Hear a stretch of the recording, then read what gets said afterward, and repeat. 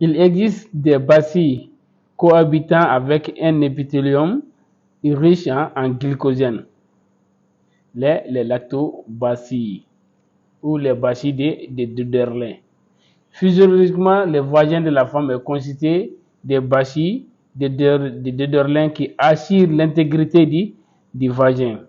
Vous allez voir, ces bacilles constituent la flore de Döderlin et assurent la fermentation des hydrates de carbone avec production d'acide lactique et contribue ainsi à maintenir l'acidité protectrice du vagin.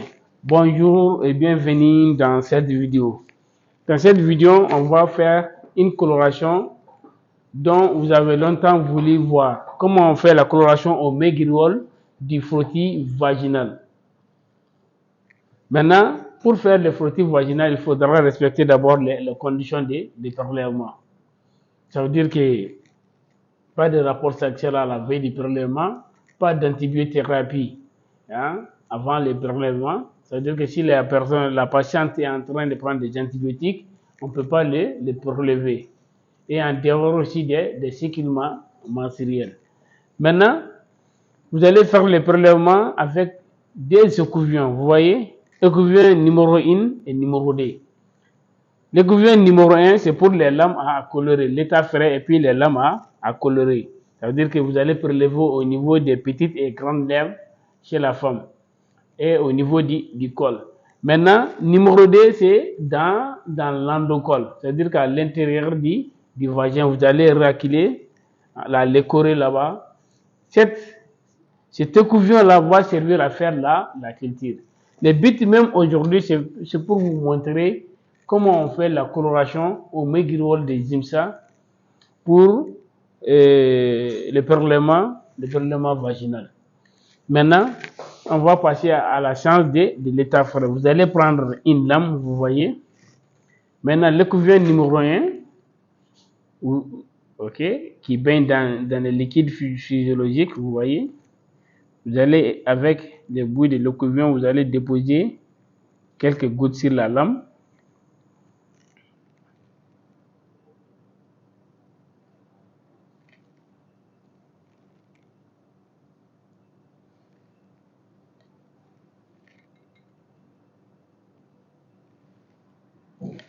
Maintenant, avec la deuxième lame ici, vous allez faire un frottis. Regardez, un frottis mélangé de l'intérieur vers l'extérieur. L'intérieur vers l'extérieur, vous voyez. Maintenant, ici, vous allez couvrir la première lame là par une lamelle. C'est pour, maintenant, on va passer à l'observation microscopique à l'état frais. Comment se présente la flore vaginale ainsi que les cellules épithéliales. Maintenant, on va allumer le microscope, descendre le condenseur, fermer un peu le diaphragme, placer l'objectif 10. On va faire la mise au point pour vous montrer comment se présente la flore. Voilà, vous allez regarder ici comment se présente l'état frais du prélèvement vaginal. Voilà, regardez, vous voyez des cellules épithéliales. Regardez. Ce que vous voyez, sont des cellules épithéliales avec leur noyau. Vous voyez. Ça, c'est à l'objectif 40. Vous voyez comment se présentent les cellules épithéliales. Ici, vous allez rechercher des parasites comme le Trichomonas urogénital. Vous voyez. Vous allez rechercher aussi la présence de levures ou des filaments de mycéliens ou des filaments de levures. Vous avez vu. Maintenant, le but même de cette vidéo, c'est pour vous montrer comment on fait la coloration du frottis vaginal avec les Meguiarol de Zimsa. Maintenant, voici le frottis qu'on a fait. On va passer à l'étape de la fixation pour faire la coloration. Maintenant, on va fixer. La fixation, ça se fait avec le bec benzène. Vous allez passer le frottis là 3 fois au-dessus du bec benzène ou d'une lampe à alcool. Voilà, maintenant on va passer à la coloration. On va couvrir le frottis par d'abord les mains grivoles, vous voyez. Je vais couvrir avec les mains grivoles pendant 3 minutes. Maintenant, à 3 minutes, on va rincer, d'accord? Maintenant, on va couvrir avec la solution des Zimsa dilué à 1/10 des Zimsa, votre Zimsa râle pendant 15 minutes, vous voyez. Vous allez couvrir votre frottis avec les Zimsa dilué à 1/10 pendant 15 minutes. À 15 minutes maintenant, vous allez rincer. Maintenant, on va passer à l'observation microscopique. On va laisser sécher pour faire la lecture. Le but même de la coloration du frottis au mains grivoles est d'abord, c'est évaluer le type et la quantité de cellules épithéliales et d'évaluer aussi la présence des granulocytes, ça veut dire les polynucléaires. Et ainsi, ça permet aussi de voir les levures ou les pseudomycélomes. D'accord?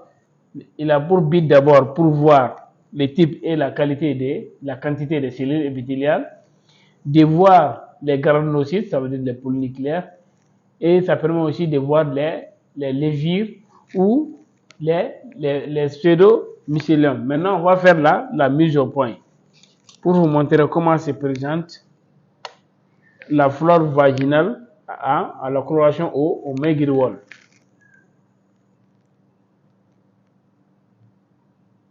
Voilà, on va voir ici dans les champs. Et regardez ici comment se présente la cellule épithéliale, vous voyez. Vous avez vu de façon normale comment se présente la cellule épithéliale, vous voyez, avec son noyau. On va chercher encore dans d'autres champs les autres cellules épithéliales. Et regardez dans ces champs, on a 1, 2, 3, 4, 5, 6 cellules épithéliales, vous voyez. Et regardez dans ces champs-là, vous voyez quelques lactobacilles. Vous voyez.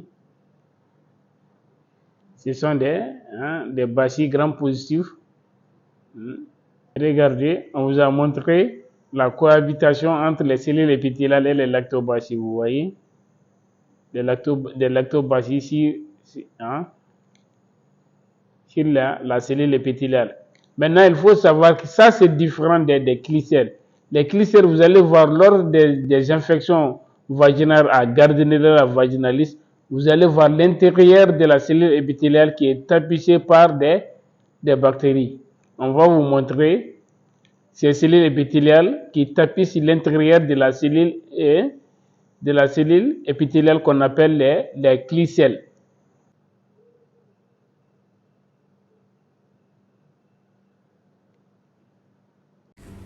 Regardez dans ces champs microscopiques, vous voyez la cellule épithéliale.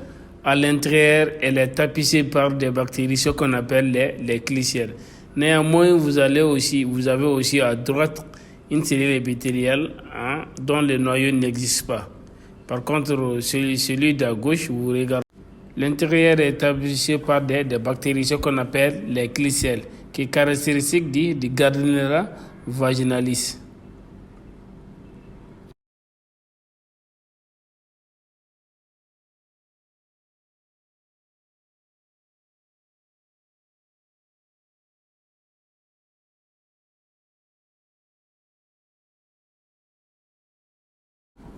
Ici, vous voyez dans ces champs-là, vous voyez des cellules épithéliales avec nerfs noyaux et vous voyez aussi des lactobacilles. Vous voyez les lactobacilles. Ici, ce sont des cellules épithéliales normales.